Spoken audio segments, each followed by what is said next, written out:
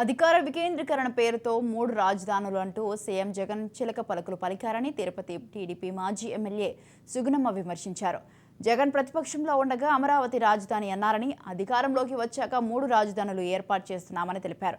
ఎన్నికల సమీపంలో హైదరాబాద్ రాజధానిగా కొనసాగించారని, ప్రజా భాగస్వామ్యంతో ఏర్పడిన ప్రజా రాజధాని అమరావతిని జగన్ విధ్వంసం చేశారన్నారు. దేశంలోనే విచిత్ర పాలన అందిస్తున్నారని ఫైర్ అయ్యారు. ప్రభుత్వం 4.5 సంవత్సరాల పరిపాలన ముగించుకున్న తర్వాత ఇప్పుడు మళ్ళా ఇంకొక అవతారం ఎత్తాడు. 4వ రాజధాని హైదరాబాద్కి వెళ్దాం, ఇంకా 2 ఇయర్స్. ఎవరైనా చిన్న పిల్లగాడైనా మతి ఉండే వాళ్ళు మాట్లాడేటువంటి మాటలు అయితే కానే కాదు.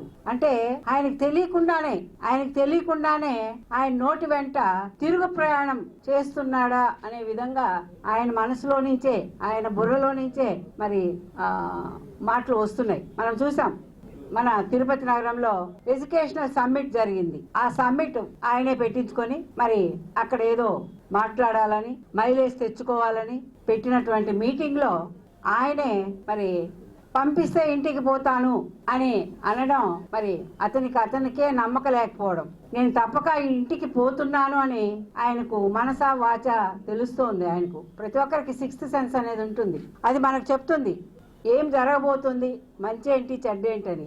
దాన్ని అనుసరించే మరి ఆయన అనుకోకుండా ఆ మాటలు అన్నాడా, లేదు తెలిసే అన్నాడా అనేది ప్రజలందరూ కూడా ఆ రోజునే మరి ఆలోచన చేయడం మొదలు పెట్టారు.